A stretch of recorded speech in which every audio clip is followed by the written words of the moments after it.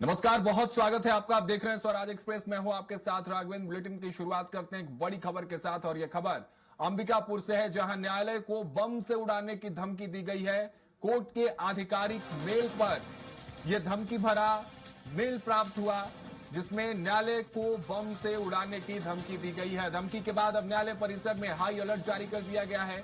आने जाने वालों की सघन जांच शुरू कर दी गई है। सुरक्षा एजेंसियां और पुलिस पूरी तरह से अलर्ट मोड पर है। आईजी दीपक झा ने धमकी भरे मेल की पुष्टि की है और मामले की गंभीरता से जांच में पुलिस जुट गई है। तो देखिए, बड़ी खबर है, वो तस्वीरें हम आपको न्यायालय परिसर के इस वक्त दिखा रहे हैं अंबिकापुर से।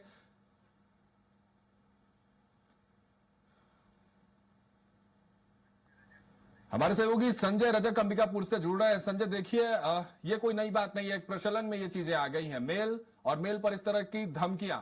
लेकिन धमकियों के बाद जिस तरह से प्रशासन अलर्ट मोड पर अभी अंबिकापुर में नजर आ रही है, तस्वीरें क्या हैं? क्या उस मेल की पुष्टि तो हालांकि कर दी गई है, लेकिन उसकी सच्चाई अब तक सामने कितनी आ पाई और उसको लेकर तैयारियां किस तरह से अंबिकापुर में?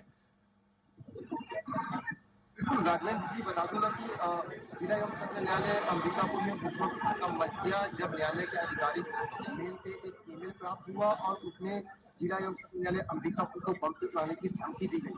इसकी सूचना तत्काल सरगुजा पुलिस को दी गई। मौके पर सरगुजा पुलिस के आला अधिकारी और जो पुलिस के जवान है वो मौके पर मौजूद है। डॉग स्क्वाड और बम स्क्वाड के साथ न्यायालय परिसर की जांच शुरू की गई। साथ ही जो न्यायालय परिसर के जो गेट है बाहर, वहां पर सुरक्षा व्यवस्था दुरुस्त किए गए। साथ ही आने जाने वालों की संख्या की जांच की गई।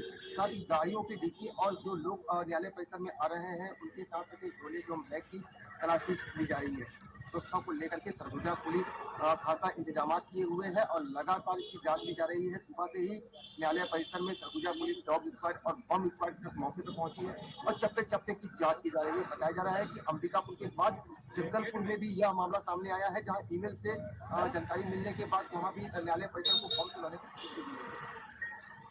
बिल्कुल संजय, तस्वीरें भी हम देख पा रहे होंगे और आप इस वक्त न्यायालय में ही खड़े हैं, पुख्ता इंतजाम किए गए आप बता रहे हैं। लेकिन न्यायालय परिसर में तो जांच जो है वो शुरू कर दी गई, लेकिन उस मेल आईडी को लेकर, जिस मेल से धमकी दी गई है, उसको लेकर किस तरह की जांच की जा रही है, उसको लेकर अब तक कोई जानकारी आपके पास?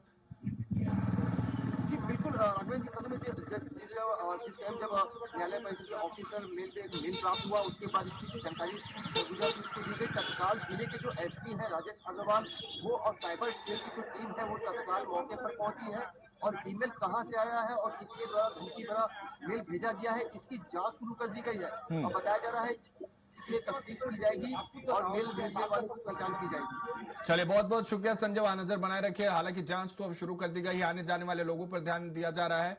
देखने वाली बात होगी कि अब जिस मेल आईडी से ये मेल प्राप्त हुआ है वो कहां से और किस तरह की आईडी सामने आती है, जांच का विषय। हालांकि जिस तरह से हमारे सहयोगी बता रहे थे, पूरी जांच प्रक्रिया शुरू कर दी गई है और इस बात की भी पुष्टि सामने हो ही जाएगी कि आखिर कौन है इसके पीछे, धमकी देने वाला कौन है और उसके बाद क्या कुछ कार्रवाई होगी, ये देखने वाली बात होगी।